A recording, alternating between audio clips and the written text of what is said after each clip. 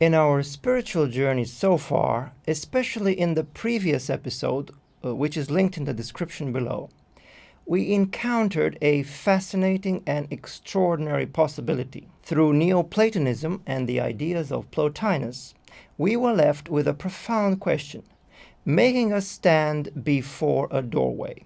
What if love, wisdom, truth, compassion, beauty, and many others are not merely ideas or concepts floating about? What if they are not just human experiences, but objective aspects of reality itself? And if they exist as such, what exactly are these higher realities that have aroused the interest and fascination of so many spiritual seekers, mystics, philosophers, and yogis alike throughout history? Could it be that all these spiritual traditions that have explored or touched upon these concepts have actually caught glimpses of the same spiritual realities that exist objectively? What would that actually mean for us?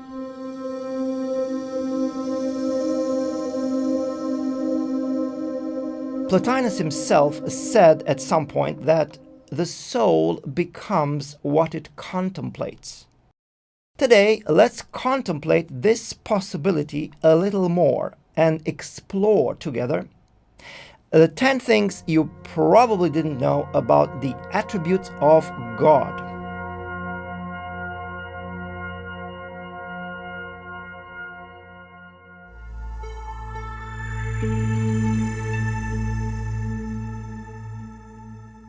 At number 1, here's a concept meant to challenge some of our old belief systems and fundamentally reshape others. The attributes of God are energies. To be more accurate, the attributes of God are distinct, subtle, sublime energies, whose vibration frequency never changes. These godly attributes are also endless, omnipresent, everlasting, and free energies. So what does it mean they are energies? They are not physical energies, electromagnetic energies, etc. Rather, they are energies of a subtle nature that, according to many spiritual traditions, exist beyond ordinary sensory perception. In the physical world, we have a whole range of energies manifesting, which have various vibration frequencies. For instance, most of the energies from the EM spectrum cannot be perceived by the eyes. Only a very minute range of them can. The visible spectrum. Yet science has devised instruments capable of detecting many of them, as we all know. Although we cannot perceive UV radiation with our eyes, we can surely detect its effects. Our eyes hurt after a while, our skin gets tanned, etc. Same with X radiation, same with gamma radiation. They interact with physical matter and leave long-lasting effects on organic matter. So, although we cannot see it, they are there, and they all resonate on a specific vibration frequency. Analogically speaking, it is the same with subtle energies. The existence of something does not depend on our common ability to perceive it. Now, perhaps one of the most down-to-earth and relatable example of subtle energy is the subtle energy of love. Almost anyone has experienced love in their life. If love is merely a brain chemistry and a play of hormones, then it begins and ends with us. But what if love is something we participate in or connect to, rather than produce? If all this sounds unusual, don't worry. Over the next few episodes, we'll explore exactly how such realities can be perceived, why human beings might be capable of resonating with them, and what consequences this has for the way we understand ourselves, spirituality, and reality itself. If we accept that the godly attributes are indeed subtle, sublime energies that exist independently of us, then an obvious question arises. Where do they come from?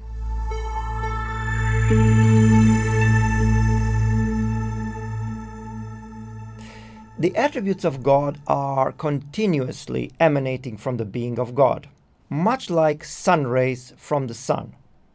Yet God is much more than the sum total of all his attributes. In absence of the attributes of God, or the godly attributes as they will be referred to from now on, God would be and remain completely outside our capacity to know him. He would remain completely mysterious and unknowable. Now, let's just stop for a moment and picture thousands of radio stations broadcasting continuously, not interfering with each other. Each one broadcasts on its own frequency continuously in all directions. The broadcasts don't stop simply because nobody is listening. They continue day and night. The silence of the receiver is not evidence for the absence of the broadcast. Whether or not we are aware of these broadcasts does not affect their objective existence. These radio stations that in our analogy are the energies of the godly attributes have a very broad coverage. To be more precise, they are omnipresent.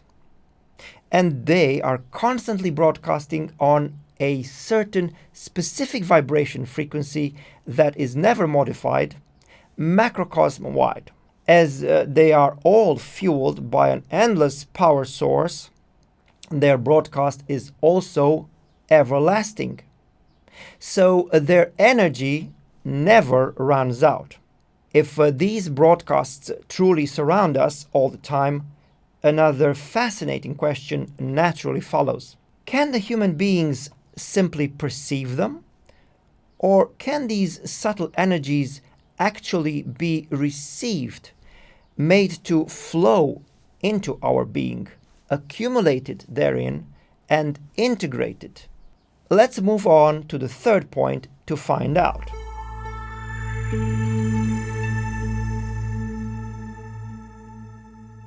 Building on the radio station's analogy, we can say that any human being possesses a built-in receiver, so to speak, that allows them, if properly tuned to the vibration frequency of the emitting radio station, to receive the broadcast and thoroughly enjoy it in their own inner universe. This radio set is not necessarily of a physical nature, but it is related to the subtle anatomy of the human being that spiritual traditions have explored and described the existence of throughout the ages. In esoteric traditions, this tuning process has a name: the law of occult resonance. This is a very important concept that we will devote an entire episode to, because once understood, it shifts the way many spiritual practices make sense, and also shows us how they actually work. Closely related to occult resonance is another remarkable principle: the principle of occult correspondence, also to be explained a bit later on this channel. This idea is echoed, for instance, in the teachings of well-known speaker and self-help author Wayne Dyer, who has become famous for books like The 10 Secrets for Success and Inner Peace and The Power of Intention. Let's listen to a short clip by Dr. Dyer on the power of intention that is profoundly relevant and significant to our subject today. And when you learn to surrender and to let go and to realize that intention isn't necessarily something that I do, but something that I connect to. So, repeating the basic idea here, underlined by Dr. Dyer, is that intention is not something that you necessarily do, but something you connect to. He seems to have discovered something that is remarkably similar to what we are discussing here today. Later on this channel, we will show that intention is actually also among the attributes of God. Therefore, this field of intention that we connect to is none other than the godly attribute of godly intention. And more on that and the connections to Dr. Dyer's work in future episodes. So, if we are able to connect, to become in tune with the subtle, sublime, omnipresent, and everlasting energies of any godly attribute, what effect could this have over the way we think, we feel, and even become? How can all this transform our lives? Let's explore that next.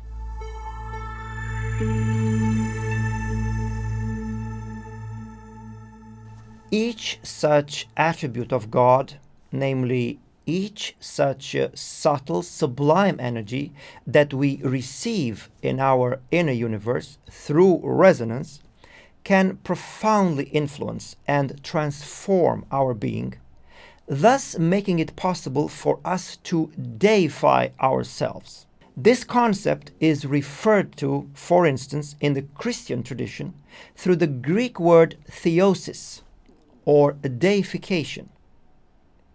More on this when we return to the meaning series on this channel with the episode Meaning in Religion. Each such godly attribute is a path to God.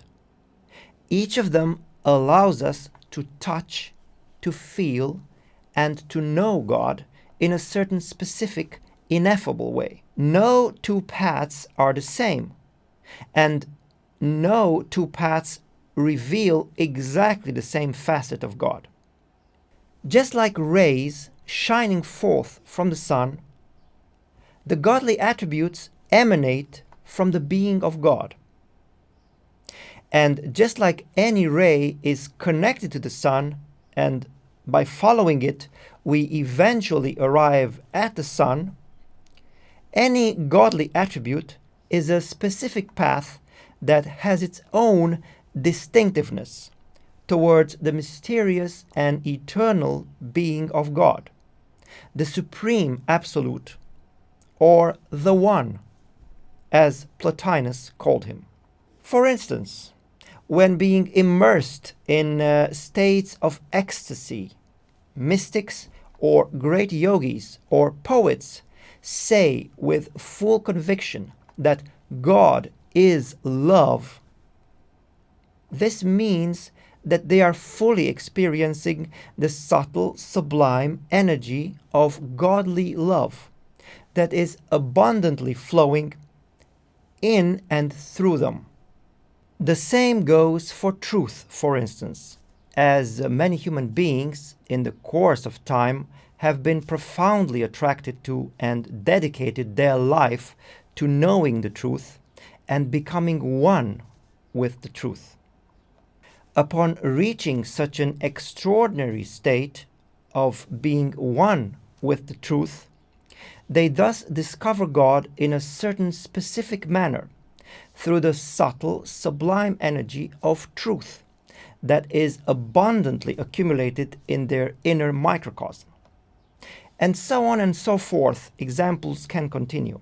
You will undoubtedly notice here that I am using in these descriptions terms that sometimes pertain more to a scientific, Cartesian worldview, such as resonance, accumulate, inner microcosm, in conjunction with more esoteric or philosophical terms, This is done in order to make these otherwise very complicated and arcane philosophical or spiritual concepts more accessible, more relatable, even touchable, as the name of the channel suggests.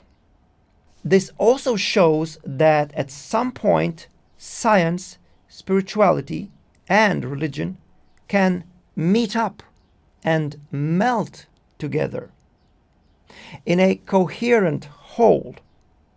And that's also something this channel aims at.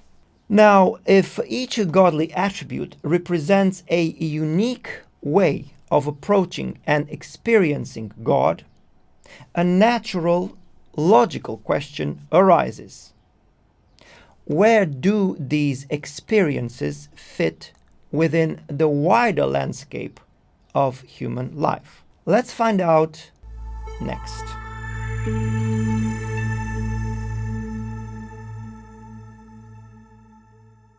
Each godly attribute represents a supreme energy in its own right, meaning that there is nothing that can surpass it in its field of manifestation.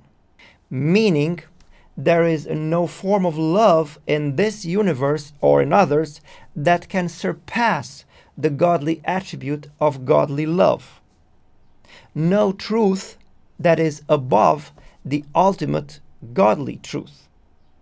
There is no beauty that can surpass godly beauty. There is no joy, no enthusiasm, no form of happiness that is superior to their corresponding godly attribute. All of the virtues known to man since always in all forms of spirituality, philosophy, or spiritual practice can be found among the godly attributes. However, there are some godly attributes that are more special and cannot be included among the virtues known to man. They are of a different category, which we will dwell upon in future episodes. And since we're talking about the broader human landscape, and we've mentioned that some of the attributes of God are actually the virtues known to man, then what about the opposites of virtues? Do flaws of character or vices, basic human defects, fit in this picture at all? Let's find out next.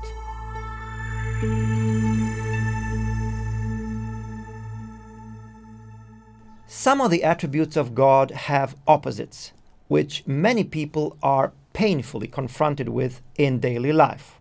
The simplest way to surpass a certain inner problem, a defect, a character flaw that we have, is that of connecting to, of amplifying within ourselves that specific godly attribute that is the exact opposite of that particular defect in our being, and that beforehand we need to pinpoint very accurately. Let me give you a few examples. The godly attribute of optimism has, as obvious opposite, the state of pessimism. The opposite of the godly attribute of abnegation is egocentrism. Another example is the attribute of godly truth, whose opposite is the error, the lie. Cultivating the specific godly attribute that is opposite to our flaw or flaws is how we can destructure a problem, how we can dismantle it the most easily. If this perspective will prove successful in practice, and it has already, it could have profound implications for psychology and psychotherapy. In this paradigm, we discover that there are no opposites to some godly attributes, meaning that evil has a much narrower scope and range of manifestation than the godly good, evil being fundamentally limited. For instance, there is not, and nor can there ever be, an opposite to the godly attribute of godly ultimate truth. There can be lies, there can be countless lies, but there cannot be an ultimate lie standing alongside the ultimate godly truth. We discover that darkness is not overcome by fighting darkness, but by increasing the presence of light within us. In a similar way, perhaps the most effective way to overcome a particular inner limitation is to cultivate in our being, in our life, the godly attribute that stands opposite to it. And this system does not fail to provide radical solutions to basically all of our problems. The question now naturally arises: if some godly attributes have an opposite and some don't, clearly they belong to different categories of godly attributes. Let's explore this in the following.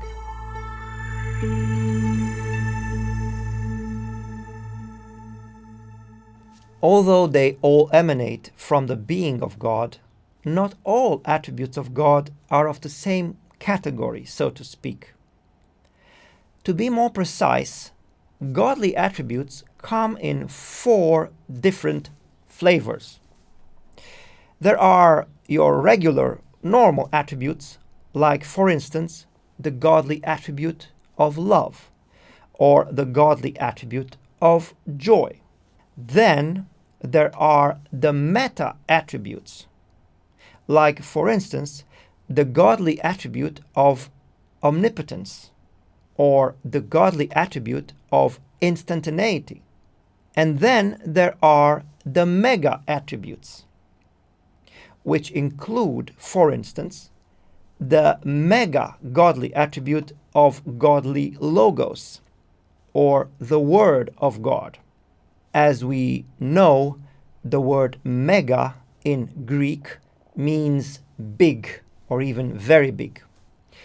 A 4th category comprises just one archi-meta attribute, and its very name hints at one of the deepest mysteries of existence. We'll leave it there for now, to return to it later. All these godly attributes, regardless of the category they belong to, are characterized by subtle, sublime energies whose vibration frequency is never modified, and that can be tapped into by the human being who aspires to do so. By the way, aspiration is also a godly attribute, characterized by a vibration frequency that never changes. More on that in future episodes on this channel. So now that we've uncovered profound new concepts and started many avenues of knowledge and perception, if we were to accept that all of this is true, let's see what all these would mean for spirituality, religion, science, and perhaps even civilization itself.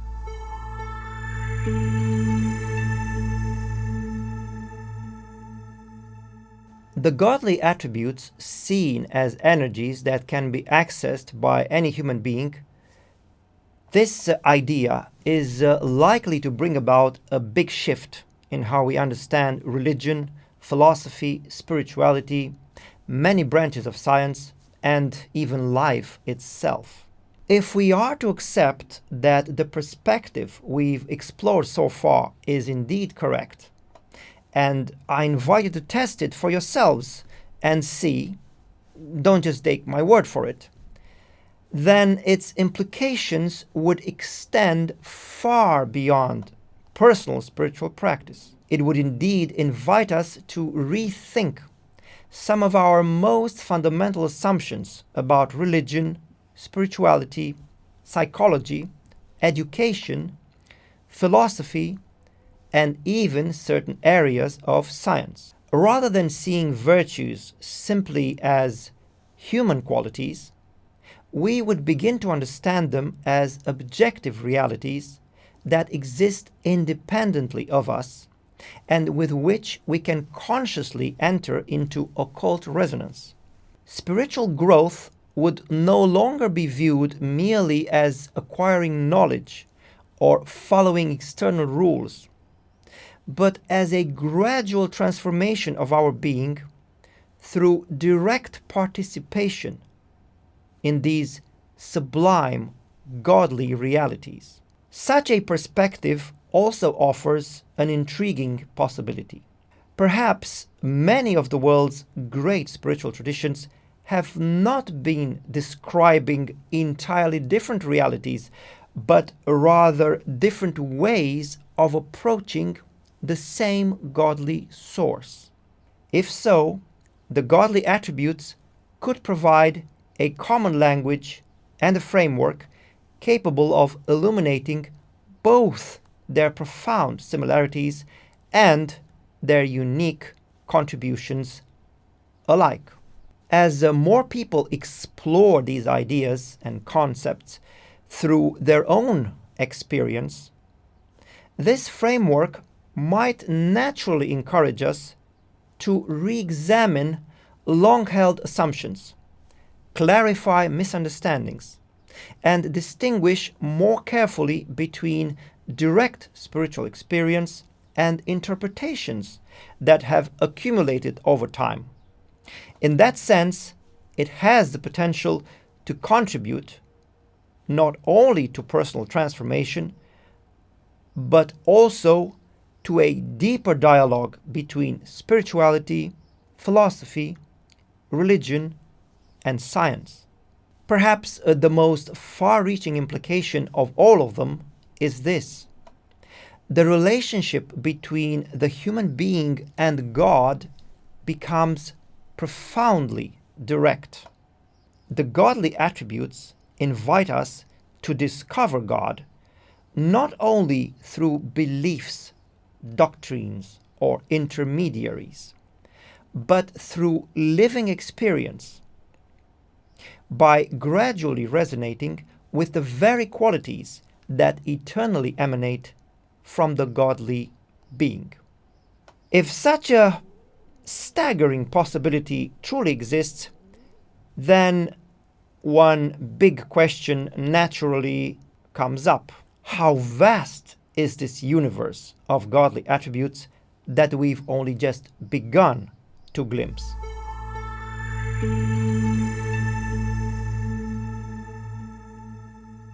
So far, 700 attributes have been revealed within the Misa Yoga school, link in the description below.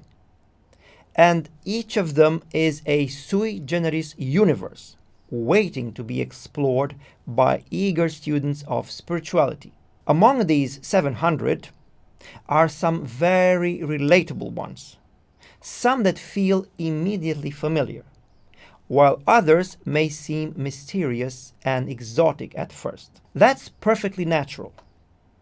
From an eminently practical standpoint, the ones that we find the most familiar, the ones that click with us the most, are the ones we should approach first, the ones that can help us start this amazing journey into the universe of godly attributes.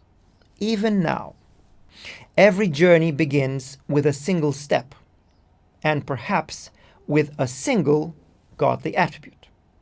It is like learning a language, and we begin with learning the letters. It is a journey that calls upon our curiosity, our opening up to a new and a radical perspective that is accessible to us, nevertheless, here and now. And then to actually see for ourselves what beneficial results and effects we can actually derive from it in our life. And dwelling on this accessibility of the godly attributes, accessibility that has actually always been there, before concluding our journey today, there is one final discovery that brings everything we've discussed together.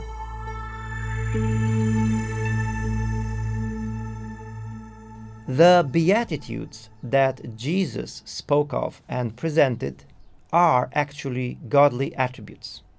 Last on our list today, but most certainly not least, in the Christian tradition, a tradition in which I was also personally born in and belong to, the godly attributes as subtle energies were foreshadowed and hinted to by Jesus Christ himself in the beautiful and equally famous Sermon on the Mount.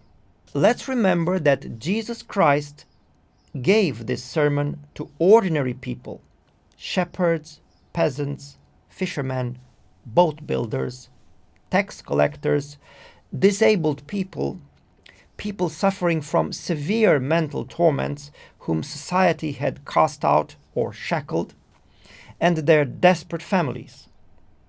And he spoke of these very high realities in simple and accessible terms, with his special godly talent and vast spiritual authority.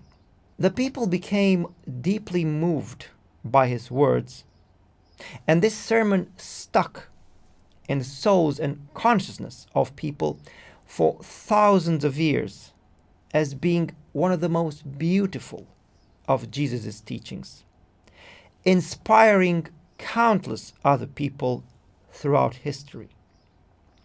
In it are present abundantly the subtle, sublime energies of the attributes of God. For instance, the formulation, "Blessed are the merciful, for they shall receive mercy," is a clear reference to the godly attribute of godly compassion.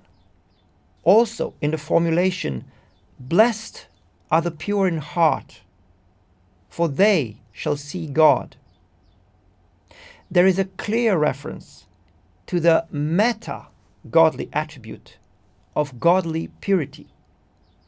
Also, in the formulation, "Blessed are the peacekeepers, for they will be called children of God," there is a clear reference to the subtle, sublime, omnipresent, and everlasting energy of the godly attribute of profound godly peace. Seen from this perspective, the Beatitudes are no longer merely moral exhortations. They become invitations to enter into occult resonance with specific aspects of God, and thus experience them in our own inner universe. If we accept that godly attributes are indeed objective realities that eternally emanate from the being of God, then perhaps humanity has been searching for them all along. Sometimes through philosophy, sometimes through science, sometimes through religion, and sometimes through direct spiritual experience. Perhaps we've been using different languages, different worldviews, different frames of thought to describe the same mountain all along.